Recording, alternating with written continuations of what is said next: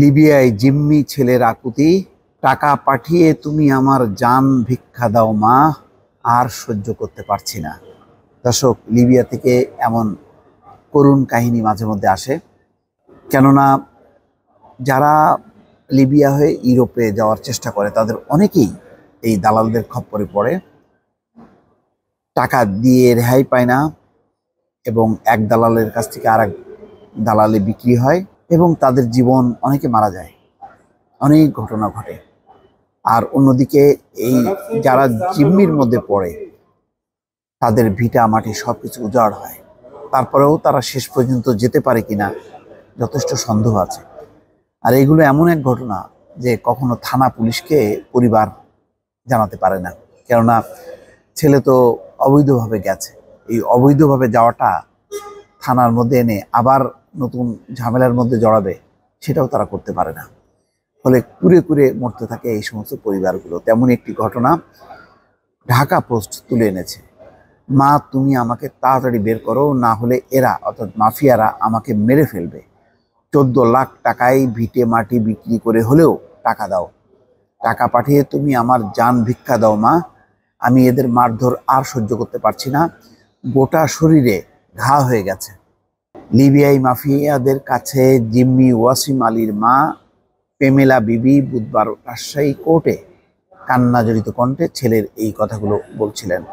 ওয়াসিম রাজশাহীর দুর্গাপুর উপজেলার 5 নম্বর ঝালুকা ইউনিয়নের সাইবাড় গ্রামের আব্দুর সাত্তারের ছেলে। ওয়াসিম 1.5 বছর আগে লিবিয়া যান। এই ঘটনায় জড়িত থাকার অভিযোগে বুধবার ওয়াসিমের মামা আব্দুল জলিল, ওয়াসিমের চাচাতো ভাই ইসমাইল ও তার পরিবারের নামে রাজশাহী কোর্টে অভিযোগ দেন।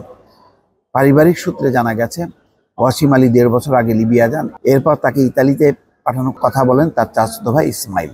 এরপর স্থানীয় হাসপাতালে কাজ বাদ দিয়ে ইতালি যাওয়ার জন্য ইসমাইলের পাঠানো গাড়িতে ওঠেন ওয়াসিম। এরপর 15 দিন পর ওয়াসিমের বাড়িতে খবর আসে ওয়াসিম মাফিয়াদের হাতে জিম্মি হয়েছেন। ওই যে এক দালালের হাত থেকে আরেক দালাল বা যারা নিয়ে যায় তাদের কাছ থেকে ছিনিয়ে নেয় আরেকটা গ্রুপ। তাকে ছাড়াতে 14 লাখ টাকা দাবি করেন তারা। এরপর মাফিয়াদের 8 লাখ টাকা দিলেও তারা তাকে মুক্তি দেয়নি। ইসমাইল আগে থেকেই লিবিয়াতে থাকতেন। ওয়াসিম আলীর মা পামেলা বিবি বলেন, এই ঘটনার আগে ইসমাইল একদিন ফোন করে আমাকে বলেন সে ওয়াসিমকে ইতালি পাঠাতে পারবেন, সেখানে অনেক সুযোগ সুবিধা আছে, ইনকামও অনেক বেশি। এরপর আমার কাছে কিছু টাকা চান। এর কিছুদিন পরে জানতে পারি আমার ছেলেকে মাফিয়ারা লিবিয়ায় জিম্মি করেছে। তিনি আরো বলেন, এরপর ছেলের মুক্তির জন্য তারা ফোনে আমার কাছে 14 লাখ টাকা দাবি করে। আমরা গরিব মানুষ, টাকা এত দেওয়ার সামর্থ্য নেই। টাকা দিতে না পারায় ছেলের উপর তারা নির্মম নির্যাতন চালায়। ছেলের কষ্ট সহ্য করতে না পারে আমি ঢাকায় হোটেলের কাজ ছেড়ে রাজশাহীর বাড়িতে চলে আসি। তারা বলেছে টাকা না পাঠালে আমার ছেলেকে মেরে ফেলবে। কান্না জড়িত কণ্ঠে পামেলা বিবি আরো বলেন, 5 মাসের বেশি সময় হয়ে গেল, আজও ছেলেকে মুক্ত করতে পারেনি।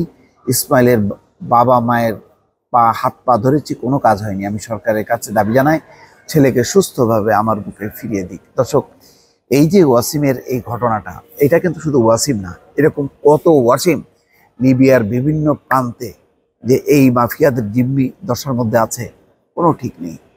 এই জিম্মিরা টাকা প্রথমে বলবে 10 লাখ টাকা, পাঠানোর পর বলবে আবার 5 লাখ, আবার 5 লাখ, মানে একদম শেষ নিঃশেষ পর্যন্ত তারা এই জিম্মি করে এইভাবে টাকা আদায় করবে। একেবারে অনিশ্চিত এই ব্যাপারে।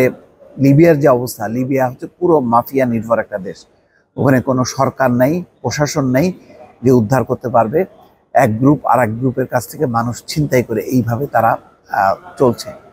তো অবৈধ পথে লিবিয়া হয়ে যারা পাড়ি জমানোর চেষ্টা করছেন তারা যে কি কঠিন পরিস্থিতির মধ্যে আছে, ওয়াসিমের এই ঘটনাটা নিশ্চয়ই এটার একটা সামান্য টুকরো ঘটনা।